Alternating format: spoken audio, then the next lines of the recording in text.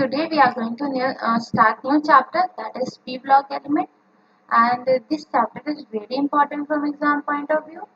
Inorganic में आप जानिए पी ब्लॉक से तो क्वेश्चन आते ही आते हैं एंड पी ब्लॉक आपके 11th क्लास में भी दिया है एंड 12th क्लास में भी दिया है, बट 11th क्लास में आपका 13 एंड 14 ग्रुप्स ओनली दिया है पी ब्लॉक का, एंड 12th क्लास में आपके 15, 16, 17, 18 ग्रुप्स दिए हैं। सी बेसिकली स्टूडेंट सोचते क्या है, पी ब्लॉक चैप्टर में everything is of the memorising part, but it is absolutely wrong.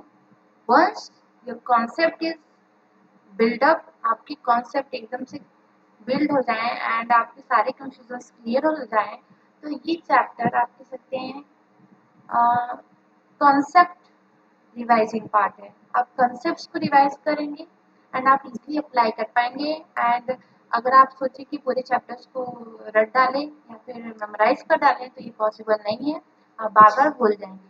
So first basic हम स्टार्ट करेंगे इस चैप्टर को कुछ कॉमन पॉइंट से, एंड जो कि हर ग्रुप्स में कॉमन होते हैं, like back bonding, dimerisation, inner pair effect, ये सब टर्म आपके बीच बीच में आते रहेंगे ग्रुप्स में जब आप एनसीईआरटी पढ़ेंगे। तो इन पॉइंट्स को एक टॉपिक बना के हम पहले पढ़ लेंगे, सारी इनके कॉन्सेप्ट क्लियर कर लेंगे, फिर हम मूव करेंगे कुछ important points, important compounds like silicate, silicon, drying agent, bleaching agents, and in सब कंपाउंड्स भी एग्जाम में क्वेश्चन आते हैं, तो इन कंपाउंड्स को हम सेपरेटली पढ़ लेंगे। उसके बाद हम ग्रुप वाइज पी ब्लॉक में जितने भी ग्रुप हैं, दैट इज 13 to 18 ग्रुप्स को पर्टिकुलर ग्रुप में ये सारे कंसेप्ट को अप्लाई करेंगे, एग्जाम्पल्स के थ्रू देखेंगे एंड ग्रुप्स को पढ़ेंगे। So start with the topic back bonding, then we'll study dimerization, inert perfect, oxalo acids, hydrolysis, allotropes, silicates and silicons, drying agent and bleaching agent, and finally particular groups को पढ़ेंगे। तो start with the back bonding। Back bonding की definition अगर देखें तो it is an additional bond which is formed between two adjacent bonded atoms in a covalent molecule ion by collateral overlapping। See, back bonding एक तरीके का आप कह सकते हैं स्पेशल बॉन्ड या फिर एडिशनल बॉन्ड है, जो कि एडजासेंट एटम्स के बीच में बनता है। किसी कंपाउंड्स में जो एटम्स होते हैं तो एडजासेंट एटम्स के बीच में बनता है, या फिर आयंस की आप बात करें, बाय कोलैटरल ओवरलैपिंग की वजह से। कंडीशंस होती हैं बैक बॉन्डिंग सभी कंपाउंड्स में नहीं प्रेजेंट होते हैं। क्यों? Because of the following condition. First condition is one bonded atom must possess vacant orbital and the other bonded atom must possess lone pair। अगर आप माने ए और बी के बीच में बैक बॉन्डिंग का फॉर्मेशन हो रहा है, तो इस बैक बॉन्डिंग की वजह से होगा क्या, ए और बी कंपाउंड में से एक के पास होने चाहिए लोन पेयर और दूसरे के पास होने चाहिए वैकेंट ऑर्बिटल्स। ये तो पहला कंडीशन हुआ। दूसरे कंडीशन की बात करें तो both bonded atom must belongs to the second period, और one bonded atom must belong to second period and the other must belong to the third period। एक एटम आपका सेकेंड पीरियड से बिलोंग करना चाहिए सेकेंड, और दूसरा atom आपका third period से, या फिर ऐसा हो कि दोनों ही एटम सेकेंड पीरियड के एलिमेंट्स हो, तो वहां पे बैक बॉन्डिंग की पॉसिबिलिटीज होती हैं।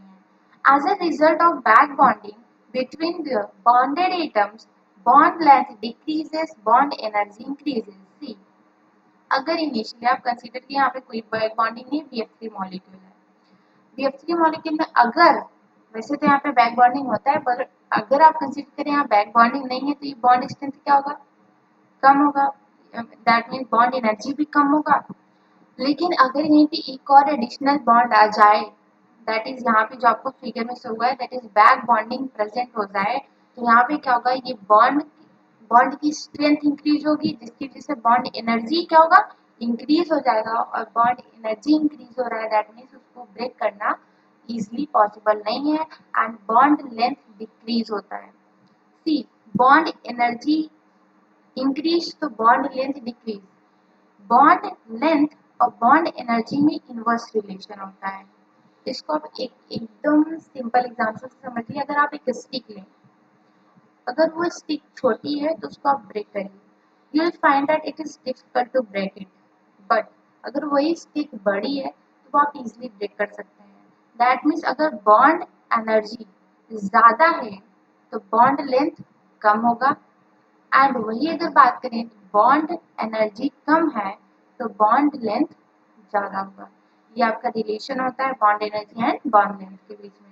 बैक बॉन्डिंग से क्या होता है, बॉन्ड एनर्जी इंक्रीज हो जाता है जिसकी वजह से बॉन्ड लेंथ डिक्रीज हो जाता है। एंड यहाँ पे आपको एग्जांपल दिया है, इस एग्जांपल को देखिए, दैट इज BF3। यहाँ पे फ्लोरीन क्या है, डोनर है, एंड बोरॉन क्या है, एक्सेप्टर है। फ्लोरीन और बोरॉन दोनों ही आपके सेकेंड पीरियड एलिमेंट है। दैट मीन्स ये सेकेंड कंडीशन फॉलो हो रहा है, एंड फ्लोरीन के पास लोन पेयर इलेक्ट्रॉन है एंड बोरॉन के पास वैकेंट ऑर्बिटल है। दैट मीन्स फर्स्ट कंडीशन भी फॉलो हो रहा है। यहाँ पे बैक बॉन्डिंग की पॉसिबिलिटी है। यहाँ पे आप वैसे ऑब्जर्व करें, BF3 में 3 BF बॉन्ड है, तो यहाँ पे तीनों के पास बैक बॉन्डिंग की पॉसिबिलिटी हो सकती है, बट तीनों साथ में नहीं बनते। यहाँ पे रेजोनेटिंग स्ट्रक्चर में दे सकते हैं, एक बार इस फ्लोरीन के पास, सेकेंड टाइम है इस फ्लोरीन के साथ, एंड थर्ड टाइम है इस फ्लोरीन के साथ। ये सब क्या है, रेजोनेटिंग स्ट्रक्चर है। अगर सबको एक साथ बनाने की कोशिश करें, दैट इज ये हाइब्रिड स्ट्रक्चर है। बॉन्ड ऑर्डर निकालना बहुत ईजी होता है, इसको बॉन्ड ऑर्डर निकालना बहुत डिफिकल्ट लगता है, but it's very easy. You should know that bond order को निकालने के लिए एक तरीका तो होता है एक्चुअल कॉन्सेप्चुअल तरीका, एक आप कह सकते हैं ट्रिक भी होता है, उससे भी आप निकाल सकते हैं जल्दी से करने के लिए। पहले हम कॉन्सेप्चुअल तरीके को पढ़ते हैं। बॉन्ड ऑर्डर अगर इस कंपाउंड के लिए निकालें तो पहले तो कितनी total number of bond, bond order क्या होता है, total number of bond upon कितने रेजोनेटिंग स्ट्रक्चर्स पॉसिबल है, या फिर वो पर्टिकुलर जो बॉन्ड है वो कितने बॉन्ड पे डिस्ट्रीब्यूट हो रहा है। तो यहाँ पे ये एक जो आपकी बैक बॉन्डिंग है वो 3 स्ट्रक्चर्स 3 फ्लोरीन के पास डिस्ट्रीब्यूट हो रहा है, तो अपन क्या लिखेंगे, नंबर ऑफ रेजोनेटिंग स्ट्रक्चर्स भी आप लिख सकते हैं। सी, यहाँ पे टोटल नंबर ऑफ बॉन्ड कितने हैं, 1 2 3 4 है, और नंबर ऑफ रेजोनेटिंग स्ट्रक्चर कितने हैं, 1 2 3। यहाँ पे ध्यान रखें ये रेजोनेटिंग हाइब्रिड है, या हाइब्रिड है तो इसको हम काउंट नहीं करेंगे। यहाँ पे रेजोनेटिंग कॉनिकल स्ट्रक्चर्स जो है उसको काउंट करेंगे, दैट इज द 4/3। तो यहाँ पे ओवरऑल जो बॉन्ड ऑर्डर आपका है 1.33। ये तो एक कॉन्सेप्चुअल तरीका हुआ, बट अगर आप ट्रिक से करना चाहें तो आप ऐसे कर सकते हैं। सी, अगर आप ध्यान रखें तो सबके पास एक बॉन्डर है, एक बॉन्ड है कॉमन चीज, तो एक लिख लीजिए, प्लस जो एक बॉन्ड आपको डिस्ट्रीब्यूट करना है, दैट इज एक ये बॉन्ड है 3 के पास डिस्ट्रीब्यूट हो रहा है, दैट इज एक बॉन्ड कितने पर डिस्ट्रीब्यूट हो रहा है, 3, दैट विल बिकम 0.33। अगर आप 1 में 0.33 ऐड करते हैं, दैट इज 1.33 आपका बॉन्ड ऑर्डर आ गया। आप देखिए कि अगर 3 ये स्टूडेंट है, आपके पास 4 आम है, तो आप कैसे बांटेंगे, एक आम तो तीनों को दे देंगे और एक आम में 3 पीसेस करेंगे और इक्वली डिस्ट्रीब्यूट कर देंगे।